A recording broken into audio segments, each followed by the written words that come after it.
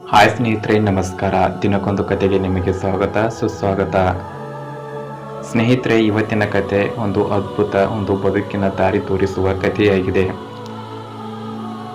ಕಥೆಯ ಹೆಸರು ಮರದಂತೆ ನಮ್ಮ ಬದುಕಾದರೆ.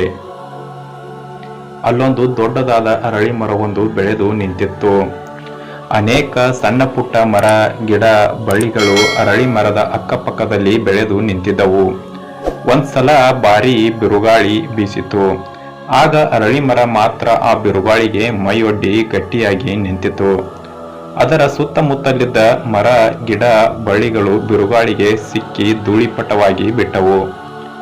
ಬಿರುಗಾಳಿಯು ಶಾಂತವಾದ ನಂತರ ಅರಳಿ ಮರವು ತನ್ನ ಸುತ್ತಲೂ ನೋಡಿ ಸಂಕಟಪಟ್ಟಿತು. ನನ್ನ ಸುತ್ತಮುತ್ತಲಿದ್ದ ಗಿಡ, ಮರ, ಬಳ್ಳಿಗಳೆಲ್ಲವೂ ನಾಶವಾಗಿ ಹೋದವು.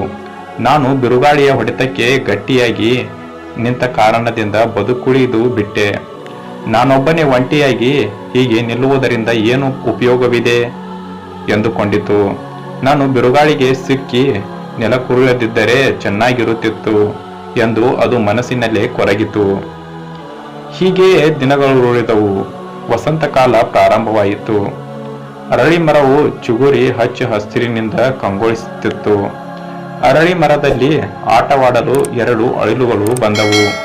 ಅವು ಮರದ ತುಂಬ ಓಡಾಡಿ ಸಂತೋಷಪಟ್ಟು ಆಟವಾಡುತ್ತಿದ್ದವು. ಆಗ ಒಂದು ಅಳಿಲು, ಗೆಳೆಯ, ನಾವಿಂದು ಈ ಮರಕ್ಕೆ ಎಷ್ಟೊಂದು ಕೃತಜ್ಞತೆಯನ್ನು ಸಲ್ಲಿಸಿದರೂ ಸಾಲದು.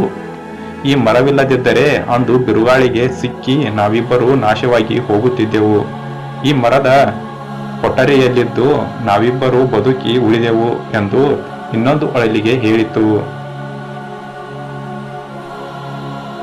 ಮರಕುಟುಕಿನ ಹಕ್ಕಿಯೊಂದು, ದೇವರೇ, ಅಂದು ಈ ಮರ ಇಲ್ಲದಿದ್ದರೆ ನನ್ನ ಜೀವವೇ ಅಂದೇ ಕೊನೆಯಾಗುತ್ತಿತ್ತು.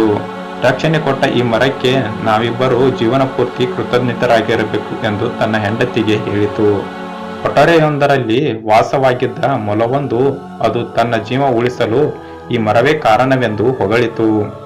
ಆಗ ಅರಳಿ ಮರಕ್ಕೆ ತಾನು ಇಷ್ಟೊಂದು ಪ್ರಾಣಿ ಪಕ್ಷಿಗಳಿಗೆ ಉಪಯೋಗವಾಗುತ್ತಿದ್ದೇನೆಂದು ಅರ್ಥವಾಯಿತು.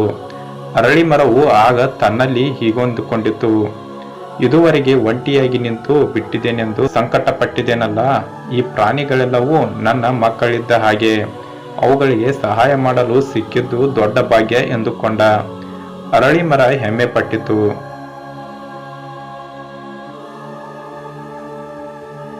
ಸ್ನೇಹಿತರೆ, ಇದರ ನೀತಿ ಏನಪ್ಪಾ ಅಂದ್ರೆ, ನಮ್ಮ ಜೀವನ ಅರಳಿ ಮರದಂತಾಗಬೇಕು.